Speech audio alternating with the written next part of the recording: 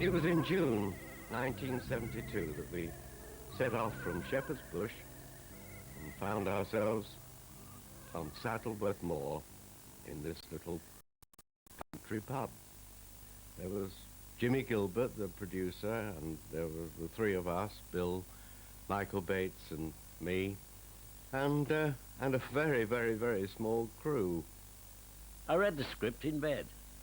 I got about halfway through, and I rang Jimmy Gilbert, the director and producer. "What do you think?" he said. I said, "It's pure gold. Count me in." It happens sometimes, if you're lucky in an actor's life, that something special turns up. And when I read Last of the Summer Wine, I thought this was it. Sitting at home one evening watching a series called The Misfit. Here was a show which was supposed to be a drama, but with comedy undertones. And I thought the phrasing of the writing and the whole style of it was very much worthwhile pursuing. The writer was a guy I'd never met, Roy Clark. When Duncan invited me to come and see him and would I be interested in having a crack at sitcom, I mean, the answer was, you know, I nearly bit his fingers off. I mean, yeah, sure, I wanted to have a go at sitcom. But they seemed to have, the BBC seemed to have in their mind at that time an idea that they had a requirement for a series, a comedy series, based around three old men. For a long time, I struggled with this idea to try and get some enthusiasm about it, and I had none at all, really, until almost at the point of turning it down, it occurred to me that if these three old men were totally free, they had no responsibilities, no ties, they each lived alone, they were unmarried or widows, they were unemployed or retired, therefore they were able to wander about in the same way that young adolescents can do. And that's what pulled it out of the fire for me, the fact that I saw these, not so much as old people, just kids that happened to have got a bit older, you know. Your left-hand door! Your left-hand door! Door, but do you mind? Here! Because this story was going to be about older people, I wanted to emphasize that summer was still around. It might be the last of summer, but it was still summer as far as these guys were concerned. And so that's why I called it Last of the Summer Wine, to emphasize the summer as against the autumn. And it was never well received. It was always taken for granted that I'd have to change this, to keep it for a while as a working title till we found a better one. And one of the alternatives was the library mob, because in the first series they regularly used to visit their library and sit in the reading room, leafing through the newspapers. Fortunately, I think it was abandoned just before the show went out on air, and we reverted to Last of the Summer Wine. After we'd done the pilot, I had a deputation of the three actors who came along to see me and said, we don't think that this is going to work as Last of the Summer Wine. It's, nobody will remember it. Well, 25 years later, it's still there. The characters came fairly easily, with Compo coming first, because Compo was a composite of people I knew in my own environment. Having got him, then it made obvious sense to go straight to his... I'd written it very much with Peter in mind. The other two I had no fixed ideas about, and left it to Jimmy Gilbert. I thought that Bill Owen would be right, because I'd seen him play a very Compo-like character in a play with Spike Milligan called Oblomov, and I'd also seen him play in David Story's play, The Contractor, where he was playing a real tough northerner. And putting the two together, and having seen him in comedy and worked with him in a musical, he seemed to be the perfect casting. This went down like a lead balloon because I was raised on film, and I remembered Bill in all his films, always the Cockney Airman, the Cockney AC2 or whatever, and I couldn't see Bill as Compo. Oh, hello, sir. Hello, Sergeant. Sorry about making such a clot of myself. What do you mean, sir? That landing? Tom, I've bit worse than that, don't you worry. Old Bill Thompson, he used to be my pilot till he bought it. He used to do some real shakers. They'd break every bone in your body. It's only when I saw Bill on screen that I realized what a wonderful physical clown Bill is. His movements when he does odd walks. Bill is magical physically. There's no question about it. The next one who I met was Peter Sallis, who came in, and I hadn't seen him since we were at drama school together at RADA about 20 years before. When I saw him coming in with this rather battered jacket on and a cardigan and ill-fitting trousers, I thought, poor old Peter, he's a bit down in his luck. But as he went out the door, he turned and he said, "I think this would do for Clegg, don't you?" It was a suit that I'd had for many years and which I thought would make rather a good suit for Clegg, a sort of library lounger's suit. What, of course, I didn't realize was that the series was going to last for more than 20 years. And it was about 20 years later that it was decided that they got so many holes in it that it better be rebuilt. So, in fact, they went to a local mill, gave them a bit of the cloth, and lo and behold, they produced a whole roll, and they made me a completely new suit. Jimmy Gilbert, who produced the pilot, and I went round looking for somewhere to set this Last of the Summer Wine. I felt it should be in a small market town, surrounded by beautiful countryside, and preferably with valleys. And I was speaking to Barry Took about this, and he said, "Well, why don't you try Holmfirth?" He said, "I went there when I was a young comic. It was one of my first jobs. Sounds exactly what you're looking for." So I rang up Roy and went to Holmfirth, and we stood on top of the hill, looked down on the town, and we both said, "That's it." And that was it.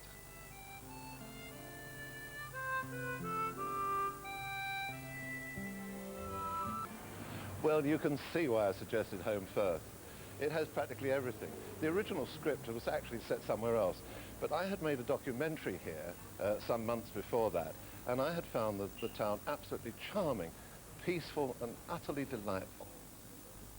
I called my 1971 film Having a Lovely Time, an oblique reference to Bamforth, who published Seaside Postcards and, surprisingly, had a successful movie business, making comedy films in Holmfirth some 60 years before Last of the Summer Wine. Similar plots. I ended my film by speculating that in 20 years' time, Holmfirth would probably be, well, exactly the same. How wrong could you be? Nowadays, tourism has taken over, and for a very small sum, you can have your photograph taken with this very lifelike reproduction of Bill Owen.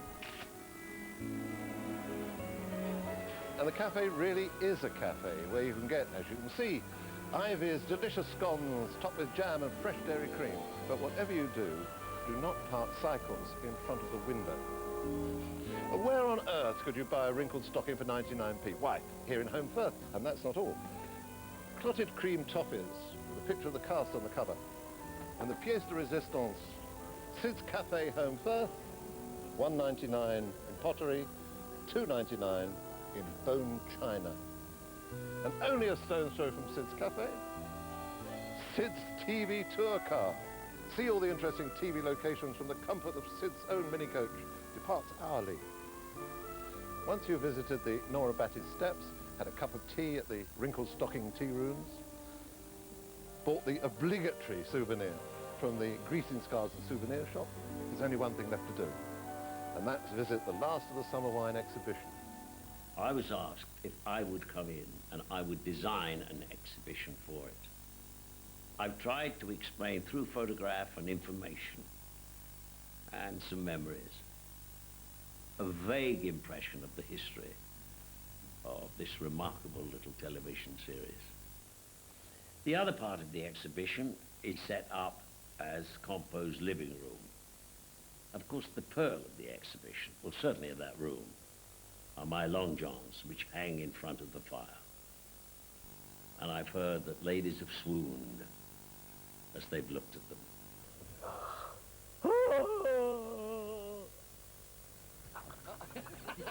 When Michael Bates sadly died, Brian Wilde was brought in to play a slightly modern... Lots of people think there wasn't life before Nora Batty, but actually I played 10 parts in Coronation Street.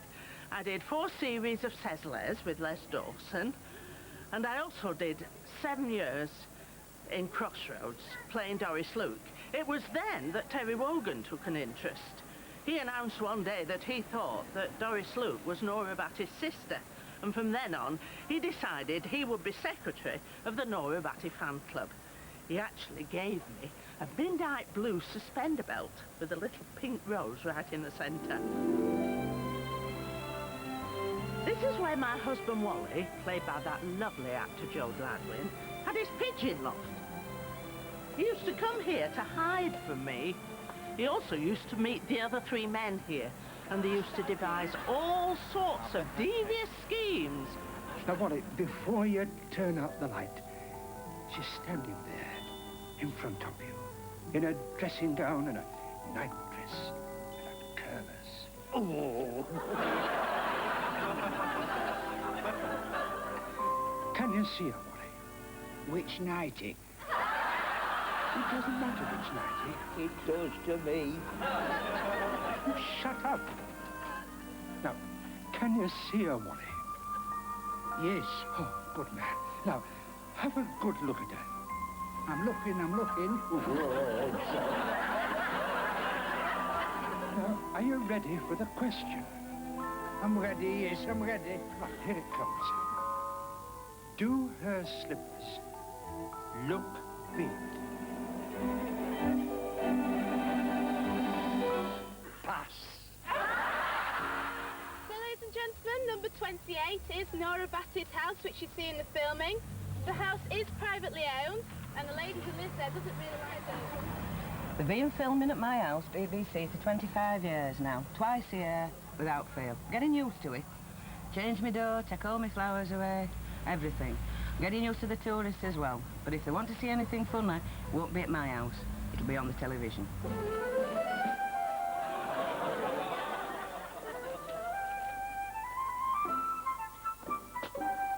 Are you sure she won't mind? Well, it sure doesn't mind, though.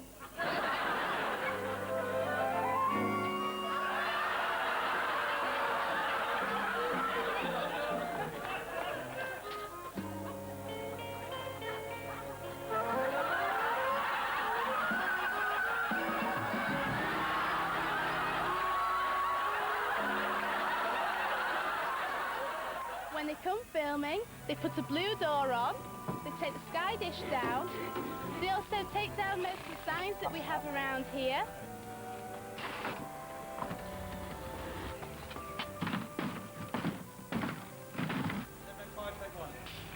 Home Firth has always been on my conscience to some extent because it's been such a spectacular find for a location. It's always looked so beautiful on screen. And I've always had a very warm spot for that area since I first saw it. And I've also always had a rather guilty feeling about what we've done to the place. 25 years ago, the Chamber of Trade and I decided that when summer wine hit town that we should cooperate with it because we saw the benefits that it could bring to a sleepy little town. There are problems, of course. When a road is closed on a Sunday morning in one of our little sleepy villages and the crews come in with the cameras and the wagons and the searchlights, it creates mayhem and the quietness of these peaceful villages around here is shattered. And obviously that upsets the local people. Will it work? In my experience of technology, it doesn't always work. I thought that one then. Well, I barely got used to electricity, and now it's electronics. Well, my Barry's most accomplished on his mobile. There's no need to tell everybody. alive. This, you see, is the inside of the cafe, where we've had many an incident with the tin tray. But like all the other sets in the series, it's been made here in the film studios at Shepperton. It's through this that I used to keep my eye on the customers, see they behave themselves. And it's in here I played many a romantic scene with that marvellous actor, John Comer. Do you remember? He used to play my husband, Sid.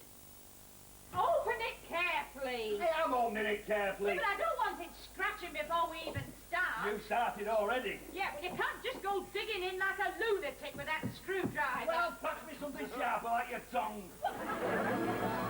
When Brian Wilde chose to leave the series, Michael Aldrich joined us happily and for 5 years played Seymour and again put us straight back on track. As you can see, the door remains closed to strange voices even when they are in possession of the code word. And the reason is, of course, that a person's voice print is just as uniquely distinctive as a set of fingerprints. And this ingenious little beauty, which simple justice demands should make a bob or two, is programmed to obey the commands of his master's voice only. I don't care who else stands shouting at this door, it's never going to answer. Codfanglers! You have to get the pitch exactly right. Codfanglers! Codfanglers! Codfanglers! Codfanglers! Codfanglers! Codfanglers! Codfanglers! Codfanglers! Codfanglers! Codfanglers! It's me, you stupid dog! One of the great reasons for the change of direction in Last of the Summer Wine from less film to more film was the arrival many years ago now of the still current producer Alan Bell.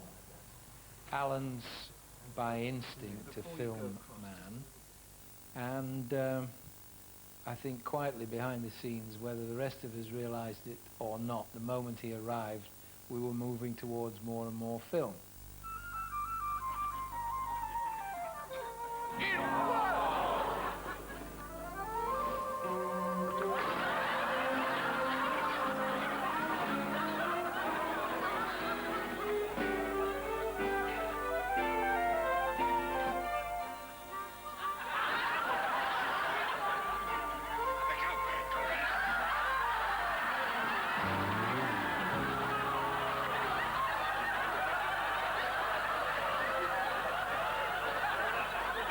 To you, officer. Just be careful you don't fall over. Oh, good gracious, no. Just teaching my staff here the rudiments of landscape familiarization. The teaching habit dies hard. You fall off, you'll die hard. Be careful.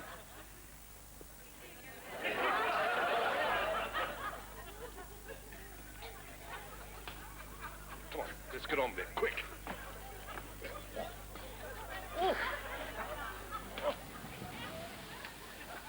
Local knowledge, you see. We walked up to investigate. I spotted who it was.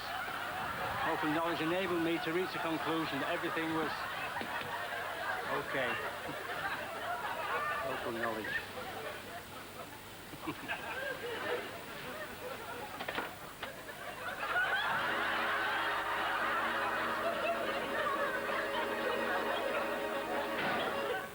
When we started to film Uncle of the Bride, which was Michael Aldrich's first introduction to us, we had this scene where the car, driven by Clegg, is supposed to take off and take them to the church.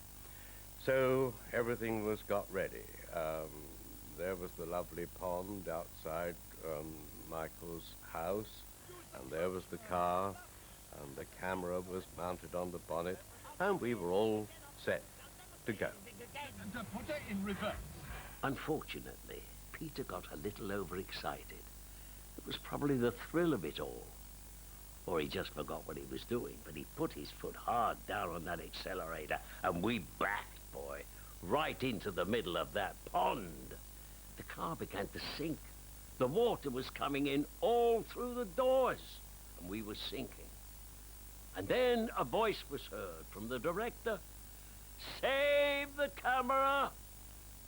I replied, "I can't tell you what I said. The BBC don't allow it." Even then, when we got on the shore, as it were, he said, "That was wonderful. We'll do it again in a long shot." He turned to us. We weren't there. We were in our caravan. He did get the shot, but not with us. Here we go then.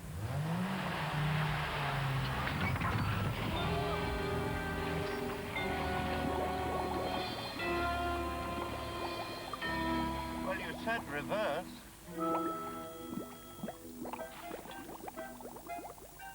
A scene that may look perfect on the screen could have taken 5, 6, 7 attempts to get it right.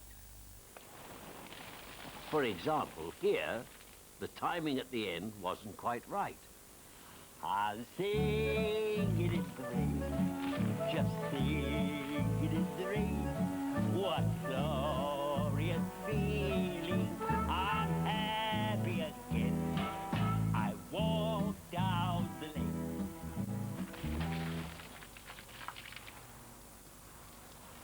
Was it right? So we did it again.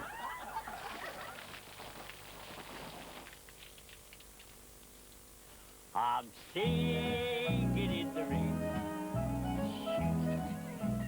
But this time, the catch on the umbrella kept sticking. Don't, Dougie, don't. Don't, Dougie. No, once more, please.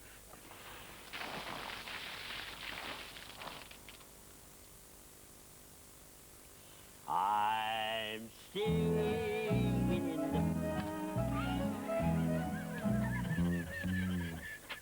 the... Now what stopped it? He won't come down at all now.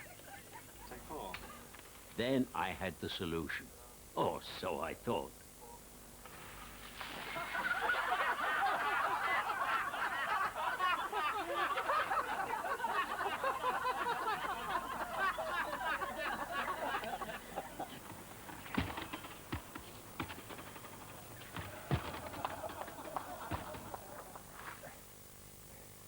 See, when you can't find what you want, you have to make what you want. I'm impressed. I'm impressed. Well, see, when you're in the jungle for weeks on end, you have to learn to whip up a bivvy. Of course, that's the best way to do it. I used to have a much bigger, more effective knife. Sharper. In those days, yes. He's got the wrong one. God, dear, and I forgot me bleeding line. Leslie Pegden. Oh, not Wesley. It's Leslie. Sorry. Wesley. Sorry. Hey, up. Now what? Did I see that? What? A giant flat lady came flat lady. Hey, up.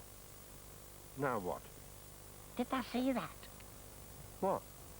A giant fat lady came floating up into the air. And you know what? Then she floated down again. Sorry.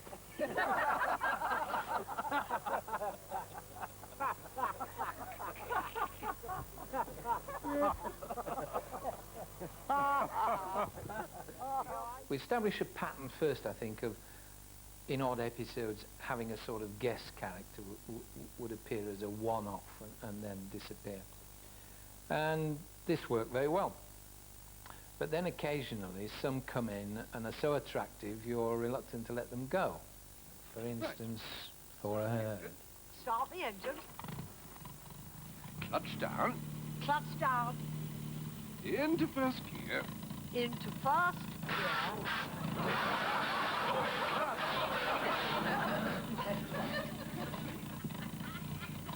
Final check in the mirror. Final check in the mirror. Handbrake off. Clutch out and gently accelerate. Handbrake off, clutch out, and gently accelerate.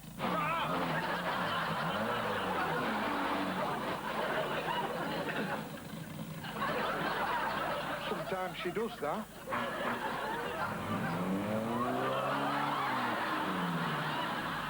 Sometimes she does that. I still look at her on screen and think of the Thor I used to sit in the cinemas watching or the theatres watching, and it's a very great warm personal feeling for me to think that I've sort of half closed that circle between being a fan and being involved with her professionally. It's been a great pleasure. Of course, I'm a new girl in this company. I've only been with them 13 years. But it is the longest running comedy on television in the world, not just in America or in England, in the world. The longest running comedy, 25 years. And we'll probably be back with you next year, but we don't know that.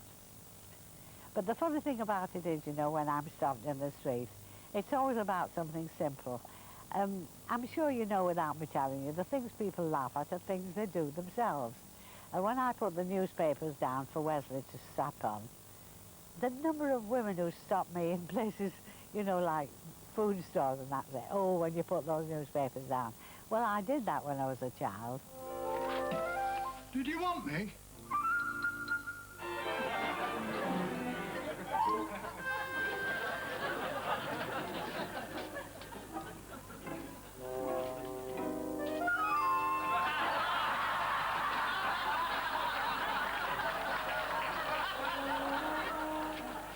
I was delighted to be asked to do a Christmas show for Last of the Summer Wine.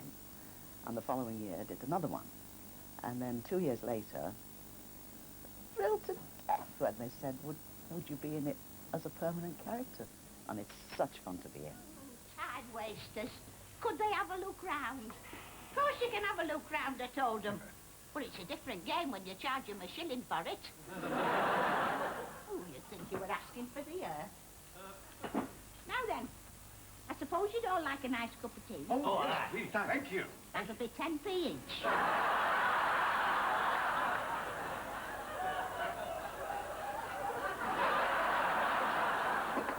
Well, one of the problems we had was trying to find somewhere for Auntie Wainwright. And we stumbled on exactly the right thing. It was a lovely old period shop, and it looked absolutely right, and so we filmed it. Unfortunately, when we came back a year later, it was somebody's house. But Stephen Paxai, our delightful designer at the time, he solved it. He simply built a facade of a shop and literally bolted it to the front of the house. For obvious reasons, the camera cannot show us what is really inside. Since I came to this programme, I've met so many people I've admired for so many years. And one in particular, of course, is dear Danny O'Dea, who plays Eli. And he creases me every time he opens his mouth, every time he comes on the screen. Eli!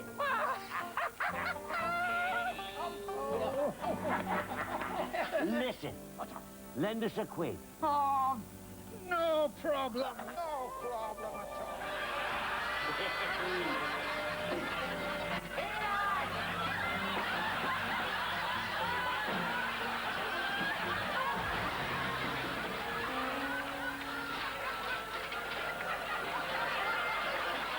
Something wrong these holes. What I particularly like is the development of this eternal triangle, because hopefully the way that we play it doesn't make it tacky. It's a situation that could be tacky, but the director has always made sure that it isn't, because we play it for comedy, and everybody knows that Howard's not really going to do anything anyway. But what I like as Pearl is just knowing enough to always present him with just that little threat. I didn't know Norman Clegg was one for the women. It's always a surprise, isn't it? Who's a one for the women? I'm telling you, love, I don't know how that note got there. I think it was planted on me. I must have enemies. There's me for a start.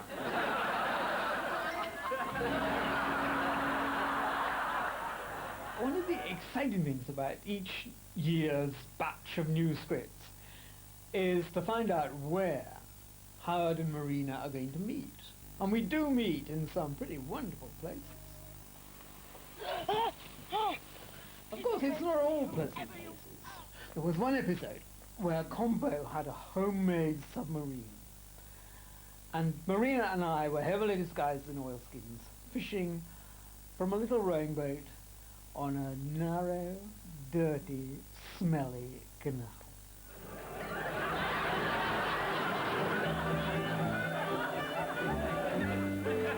It's so difficult to find places where you can really be alone. You cracked it here, Howard. And sheer genius. If only we had a bigger boat. If only. Still, as long as we're alone. Oh my God, it's Pearl in a submarine.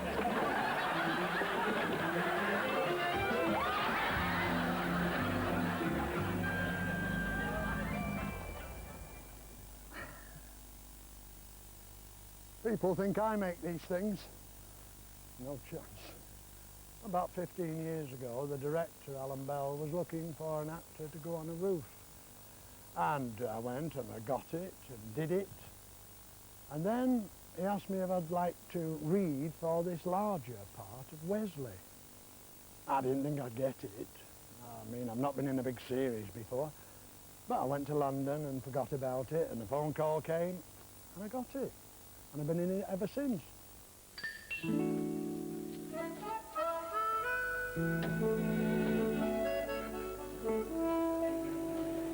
Are you ready then? Ready? I think so. Well, I told you I'd get us out. Be ready? Off you go!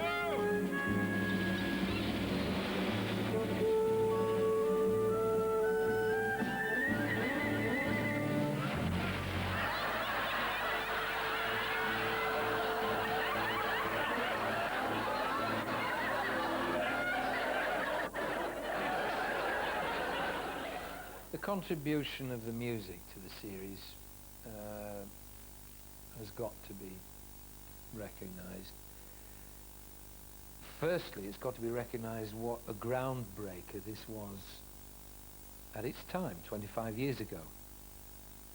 Sitcom music was funny music, more or less declaring itself, watch me, this is going to be funny. Who would have expected a sitcom to come up with a kind of beautiful melody that Ronnie came up with for Last of the Summer Wine?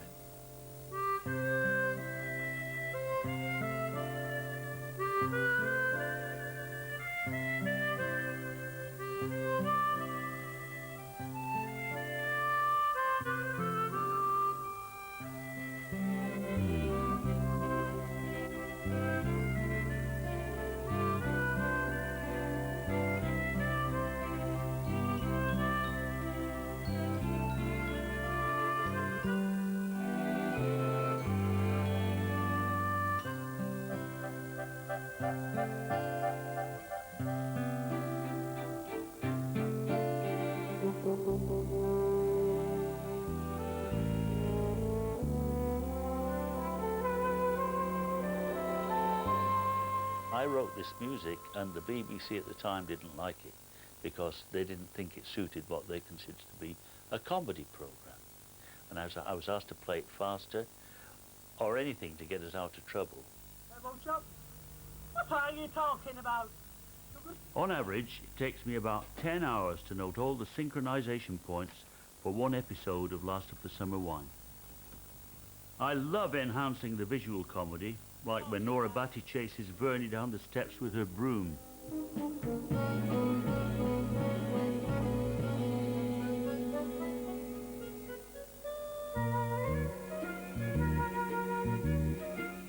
Of course, sometimes the producer asks me to bend the theme uphill and down-dale to fit different situations. I'm not now talking about specially composed music to picture. I'm talking about the actual tune, the theme tune of Last of the Summer Wine. We've had it as a march, as a two-step, as a waltz, which of course it basically is. And one time he asked me to bend it around to sound like Dallas, at least in the style of Dallas.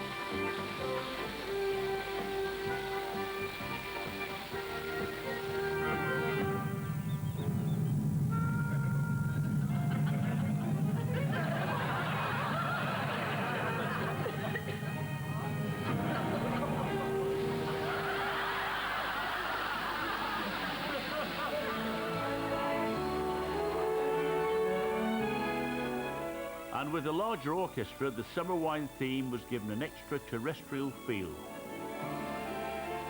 Me brakes are gone. Me brakes are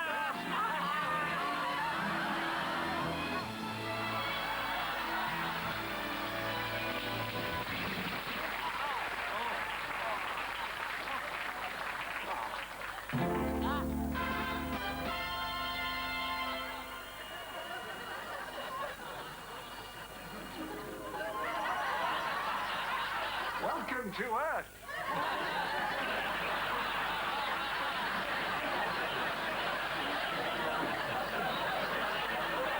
Makes you wonder what sort of planet they'd come from. Stars appearing in the series for the odd episode, very satisfying, very pleasurable for me in terms of people like Ron Moody. I wasn't in the business when I saw Oliver and that wonderful performance as Fagin. And then it's almost the completion of a little dream when you see someone like Ron Moody appearing in a major part, even if it's only in one episode of the series you're doing. It's very pleasurable. I have this weak heart. Weak heart? Yes, I'm afraid my life these days is circumscribed by the palpitations of a faulty ticker. Of course, I have the satisfaction of knowing I overstrained it in the service of humanity. But you can understand why I couldn't risk hunting for treasure. I couldn't stand the excitement. What about the barmaid?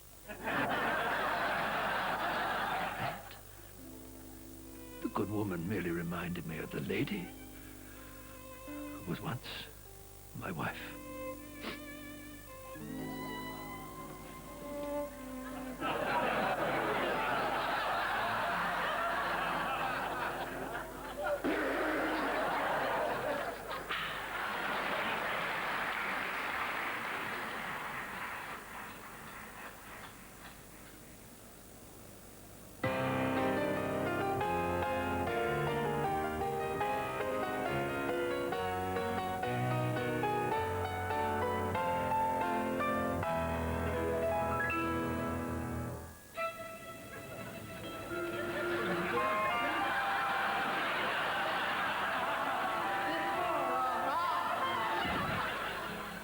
When Alan Bell said cut, which is the end of the scene, and he came rushing over and said, are you all right, Norman? Are you all right? And I looked up, I said, yeah, well, I think I'll yeah, of course I am. Because, I mean, sometimes you do hurt yourself, but as I said before, I just think of the money and I'm all right. We were very delighted, may I say even proud, when we read in the press that the Queen's favourite television programme was Last of the Summer Wine. This brought back memories to me of Foggy with illusions as the Royal Corgi Walker to Her Majesty the Queen. And one day, it's going to happen. The phone's going to ring, and it's going to be them. Them? The Royal Corgis. Not in person, no. You know what that means? Sharp teeth in the ankles. It means the royal warrant, by appointment on our letterheads and in with a chance of the OBE. I like it. W.C. Dewhurst, OBE. Mr. W.C. Dewhurst, OBE. Sir Walter Dewhurst, OBE. Of course, privately amongst the household, I'll still be known as Foggy. Has Foggy come back with the Corgis yet? No. Good man. They've never been so healthy. On my sitcoms, even though now we do Summer Wine entirely all on film, we still show that finished film to an invited audience and we record their laughter. Do something to me. And the BBC go to some considerable trouble to make sure the audience have a good night out. I'll sing a little song that I once sang to Nora Batty. After 4. 4. Oh, you must have been a beautiful baby. You must have been a wonderful child when you were only starting.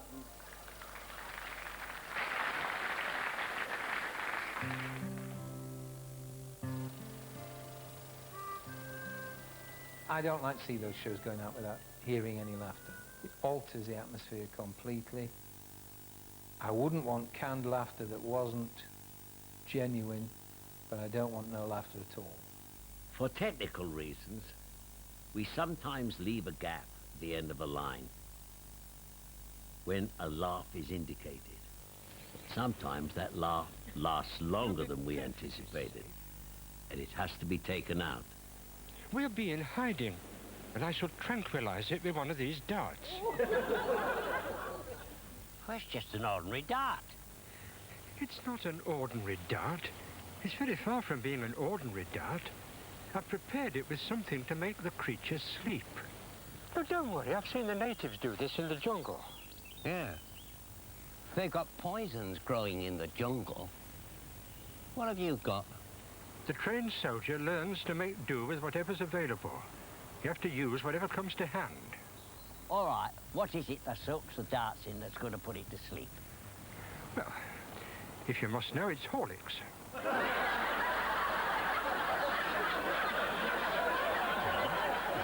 To make it sleep? Well, it makes me sleep. The Summer Wine Appreciation Society was formed quite late in the day, in its 21st year in fact, with many members across the world in various ages from 2 to 92 really, from children to old folks. Everybody can enjoy the series. I just really enjoyed myself. I mean, most people don't think it's for young people, but I think it is. It's the best show on the air. It really is. Most enjoyable. Worth the license fee. Wonderful. Really was wonderful. One thing I can tell you for sure is that neither Roy Clark or Jimmy Gilbert or myself thought it would run 25 years. If it begins to slide, then it wants burying peacefully with great fondness. But if the audience is still out there, still fond of it, I'd love to do another one. My problem is, what am I going to do when it finishes?